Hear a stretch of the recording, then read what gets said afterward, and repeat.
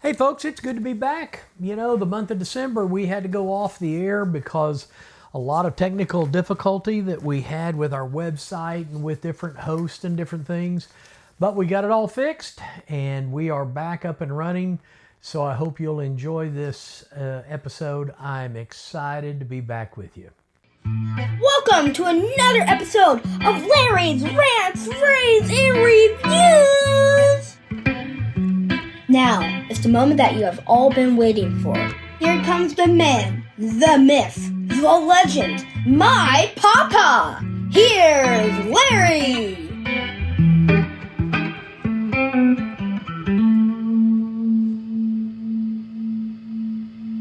Well, this episode is entitled Renee Ain't So Good. You know, I've got to tell you that what's happening in Minnesota is simply has been caused by all the rhetoric that the left has peddled for the last several years. All the violence, all the rhetoric, this is what our country is coming to. And so I'm going to dive right into this. There's 5 left-wing narratives. Now remember Hillary Clinton when she, made the famous statement, why can't people just understand the narrative and stick to the narrative? Well, that's what the left-wing party and media is doing. But their narratives are beginning to crumble because here, I'm going to give you 5 of them. They came on the air and they said Renee was terrified for her life.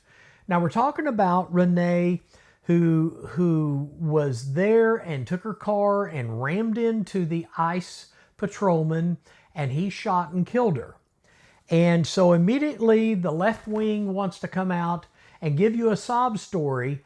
And they shared a video, but it was slightly altered and sliced and, diced and everything to where they could spin their narrative.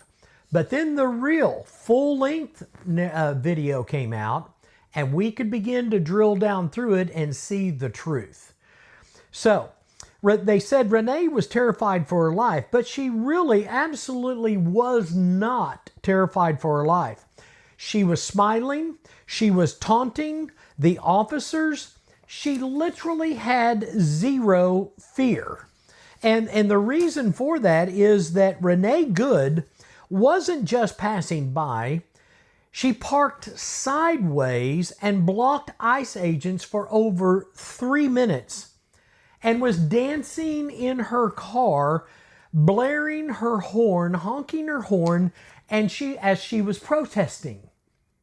Now they want you to believe that she was just there and she was just trying to get out of the way and everything. But folks, this narrative is being shattered and self-defense is certainly looking a lot clearer now than what it was made out to be in the first place. So that's narrative number 1 that the liberals wanted to feed to you, but you don't have to buy that. Number 2, they said the officer was not hit. Well, clearly when you look at the video, you will see that he was hit and he was hit hard. Narrative number 3 is that Renee didn't know who the officers were. Really? Because they're in army fatigues. It says ICE. They all have masks. They all have helmets. They have their riot gear on. Don't tell me that you're so stupid that you don't understand that these are American police officers. Now, folks, I got to tell you, if I'm driving through a neighborhood and I start to turn the corner and I see a lot of police cars or ICE agents down the street, the last thing old Larry here is going to do is take that turn. Buddy, I'm going to tell you, I'm going to slam them brakes on. I'm going to get out of there as fast as I can. I'm going to go the other way. I mean, there's just no way I want anything to do with that. So she was there. She knew exactly who they were, and she knew what she was doing. Then narrative number 4 is Renee was peacefully trying to leave the scene. Now, clearly not. That is a bold-faced lie. She slammed on the accelerator directly into the officer, even when she had nearly a full minute to leave that scene prior to him being in front of the car. You know, you got these crazy Democrats on TV saying, well, he shouldn't have stepped in front of her car. He had been there for over a minute. She knew what she was doing. Renee Good is not so good, folks. She is an evil left-wing protester, and there's plenty of evidence to prove that. Then, narrative number 5, Renee wasn't involved in any ICE-related activities. Well, that's absolutely false, and it was instantly proven false. Now, a lot of people make the mistake that says her wife, okay, because she's a lesbian, it's 2 women, that her wife was in the video and states later, we will harass the ICE later, okay? Now, I say they make the mistake by calling her the wife because they weren't legally married. They're only partners. So I'm not going to use the word wife. I don't believe in same-sex marriage, and so I'm not going to use it, first of all. And second of all, if you didn't take advantage of the law, then, hey, I got to tell you, I ain't calling you a wife. You're a partner. So this is really beyond insane to me that Renee's partner, they actually hear in the video screaming, "Drive, drive," when all the law enforcement was asking her to do and commanding her to do was to exit the car. So in other words, her partner really didn't care that much about her. Because if the partner would have cared that much about her, she would have said, hey, I think that you're getting ready to get hurt. You need to get out of that car. And hey, let's settle this thing down. Okay? But she wasn't there just doing protesting. She was there to really do harm. Now, the communist Legacymedia has been repeating this lie that she's some innocent woman just out for a drive in Minneapolis. Well, I can just tell you that it's a full lie, and it's been proven. And what the Legacymedia headline leaves out is the fact that the very ICE officer nearly had his life ended. Just about 6 months ago, he was dragged behind a car. He had to have 33 stitches in his leg. So you think that maybe he's a little bit sensitive about somebody ramming him with an automobile? I certainly would. And I believe you would too. What the Legacymedia headline leaves out is that the woman was there to interfere with a legitimate law enforcement operation in the United States of America. Now, folks, I got to tell you, I was raised to obey the law. And I'm going to tell you, if an officer gets out and says, lay your face on this ground, I'm going to get out and lay my face on the ground. I can tell you right now, I'm not going to be the one to get beat. If a bad officer wants to beat on somebody, I ain't the guy. Because I'm going to tell you, I'm going to the ground. I'll fight it in court later. But I am going to obey the law and the officers. Now, what that Legacymedia is also leaving out is that the woman is part of a broader left-wing network that is wanting to attack, to assault, and to make it impossible for ICE officers to do their job.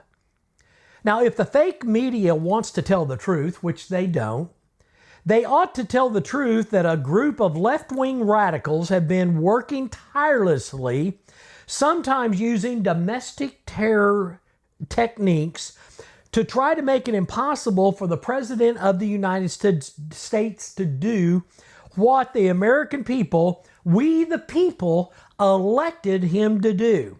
And that is to enforce our immigration laws. Ladies and gentlemen, The people in the communist Legacymedia is lying about this attack. She was trying to ram this guy with her car. He shot back, and he's already been seriously wounded before. So I have to tell you, this is something that they're not telling you the truth, and you have to quit watching Legacymedia. I tell you that all the time, but they're lying to you. They're perverting your mind. Now, what's the radical left-wing Communist Party doing? Well, here's AOC. Recklessly lies that ICE assassinated the woman who tried running them over with a car and says she was just trying to back up. Now, this is the type of disgusting rhetoric and lies that only endangers more and more of our law enforcement officers.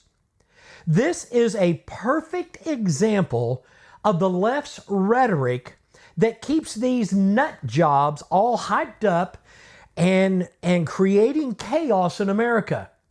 The chaos that is being created in America is by design.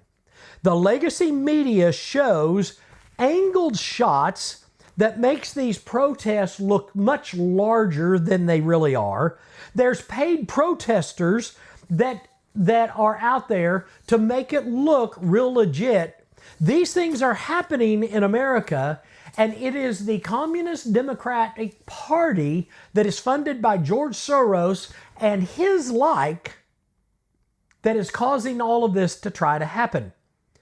Now, the rhetoric is so out of control that AOC is now claiming that J.D. Vance thinks that U.S. citizens should be getting assassinated in the streets.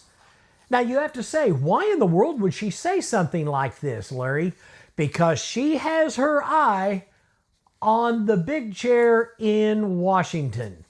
Don't think for a minute that America isn't looking down the scope of a bartender running for president of the United States.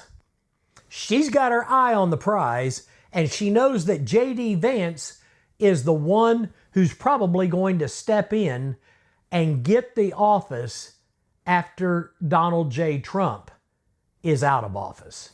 Here's her quote. "I understand the vice president believes that shooting a young mother of 3 in the face 3 times is acceptable in America. He does. I do not." That's AOC. Well, let's slow that down a little bit. Let's break this down just a little bit. Let's take a better look at the big picture. Now, she is a mother of 1, which is really a lie. She's actually a mother of 3.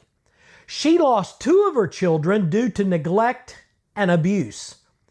The children had cigarettes extinguished on them. Now, folks, let me give you some information here. Everybody talks about this mom, Renee Good, being such a wonderful person, but you've got to really drill down and take a good look, because your Legacymedia is not going to dish out the truth to you. If all you're watching is Legacymedia, you're being lied to. So, why is no one talking about the Minnesotamom not having custody of her other 2 children? Now, ladies and gentlemen, in America, if you're a mom and you don't have custody of your children, chances are you've got a record, you've got a real serious problem. Okay? She only has custody of 1 of her 3 children. She has 2 older children that she lost custody of. And I'll tell you what, if you'll come back next episode, I'm going to pick that episode up right here, and we're going to discuss the reasons why. Come back and see me next episode.